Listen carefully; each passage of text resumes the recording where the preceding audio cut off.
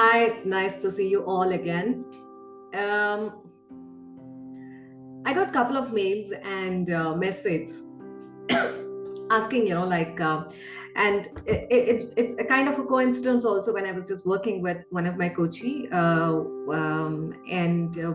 layer by layer, they say it's easy to peel a banana, but peeling a jackfruit is definitely a difficult one. And if you do not have those necessary tools and accessories to peel that jackfruit layer by layer, here it is.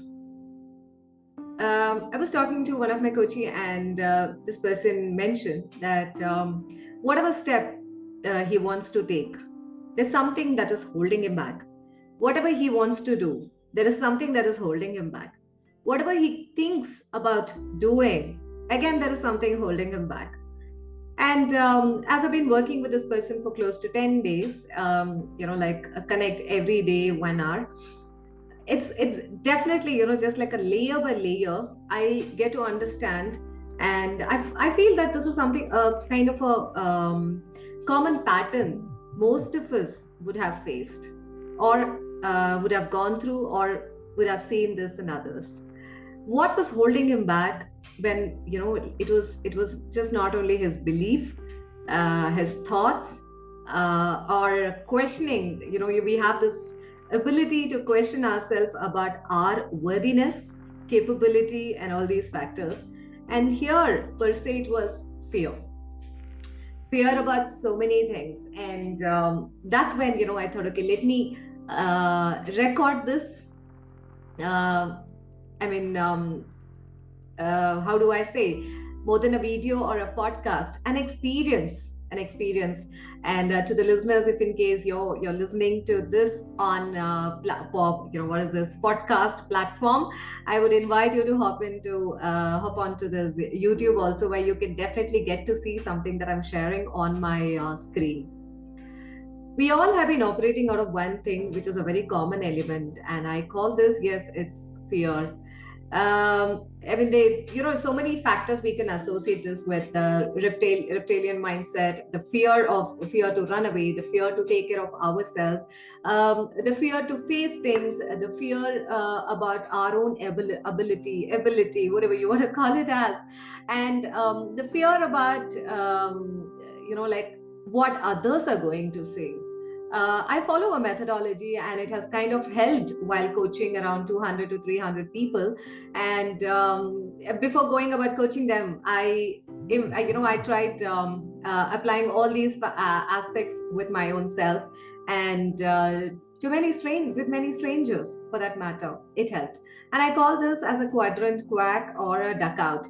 Yeah, I mean, if you tick all the elements here in this quadrant, yes, you quack and you get the deal done. If not, just like a duck out, like in the game, it happens without scoring, without, and just a duck out. I usually ask people, when to write down about their favorite story, of which character they really like as a child, or someone whom they really admire about. And what is that attribute about this particular character, or in the story, that they really like about? Uh, Penning down that really helps. And if in case you're also doing that, I would invite you to, grab a paper, or rather, I would invite you to grab a book and note down what is your favorite story, what is the character that you like, and why do you like this character, just in one word, that one attribute that actually invites you towards, or attracts you towards, this particular character. Second page, I would want you to write about what is fear, and whom do you fear about, and what do you fear about this person. I'm talking about, what I'm sharing over here. Sometimes we fear about, like people around us, or situation would put us into such a scenario. This happens number of times in the corporate also. What would my manager say? What would my skip level manager say? What would my line manager say? What would who would say? I mean, you can definitely list down about that also. And in the third quadrant, or in the third page, I invite you to write about few things like the internal thoughts. What were your internal thoughts when you feared? whenever you feared, right? What did you think about yourself? We question ourselves on so many things, and did this fear come out, when you thought about someone or about yourself dealing with the situation or that particular work? As you see, when we start writing down about what are the internal thoughts, or whenever I feared, what did I think about myself? And when I feared, where did it arise from? How did I deal with that? What was the situation that put me or pushed me into that? And now when you start looking at it, you would look at a pattern, like that you can connect with the habit, the thought, and your belief system also. And usually what I ask is, um, and action speaks louder than what, like sometimes, then we just think about what we want to do. How about penning down these and burning them to ashes? That's what I call it as a BTA. Nothing around changes. As we write down, we get an awareness about uh, what are the things that is holding us back, why we hold on to these things. Again, this is pinned to our belief system. The unconsciously, we showcase these belief system which we have saved sometime a long time back consciously in our mind. There is a pattern that arises.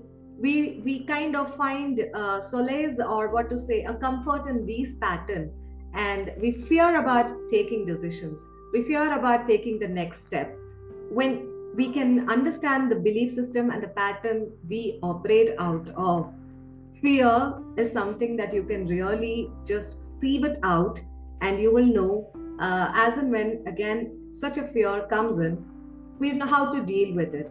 Because only when we give that muzzle, that energy, yeah, I call about writing the muzzle memory, what do you call it, as we write down about all these aspects, it helps us in dealing with things, with ourselves first, to address the fear that arises from our internal. Because as we walk back our childhood, I'm sure there are a lot of resources which are lying over there. If we could pick that, we will know the way we are behaving, why we are behaving, the way we are thinking, why we think in this pattern. And few things unconsciously or in an autopilot mode, we react or we work, and which is not actually helping us. We are pretty much aware about these factors, but we still find it comfortable holding on to same mode of work. That's because what we saved consciously as a fear to safeguard ourselves from avoiding taking a step, or from doing one particular work, or from committing ourselves to a task which would have just saved a bit of a time. But we've started implementing that in an autopilot mode unconsciously in whatever we do. Could be if we can address this, like, you are someone who wants to convert or transform your idea into a startup. Go back and address what is that fear that is holding you from taking that next step.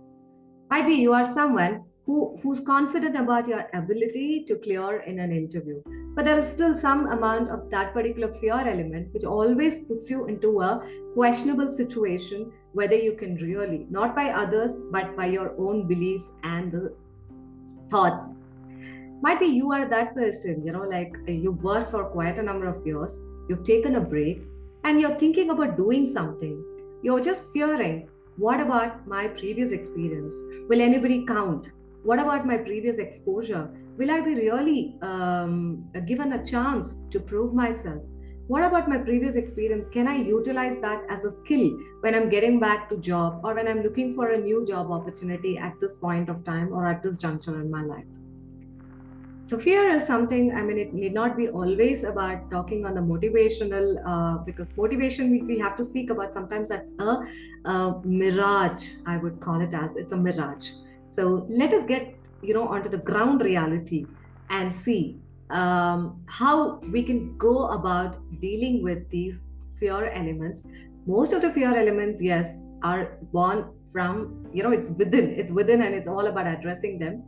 Situations surrounding people are also reason, but that could be sometimes like a 10%, but 90% is something which we built it. I'm sure you can really relate to 90-10 or 10-90% in terms of how we respond or react or how do we get work done. This fear I would also connect with FOMO, fear of missing out. In the corporate or at any place, sometimes we have so many ideas and we want to create something of our own, and we are in a rush. We always feel that if I do not do this now, I have a fear of missing this opportunity. It's important to pause. It's important to understand what kind of a thoughts are running in my mind. It's important to understand what is a habit that I am used to on a default or an autopilot mode that is actually not helping me. And I have been nourishing that habit or thought. What is that pattern? I know this is a pattern I operate out of. Why am I still utilizing the same pattern, which is not giving me the output or the outcome that I am aspiring to achieve? How about pausing and reflecting on these things? And if you can burn them to ashes, nothing like it. Let the ash serve as a manure. Let the ash serve as a memory. As and when the fear just, heads up and shows you that I'm around, it is all about knowing that, yes, this is something I'm fearing about. Might be when I do this, I can address and keep my outcome achieved. So we'd love to know your thoughts, and we'll be back with yet another story and an episode from my end. This is Meera here for the Meera's Oasis and the Dino in Oasis podcast. Thank you. And I have something more also to share, and just waiting, like when I can share that also.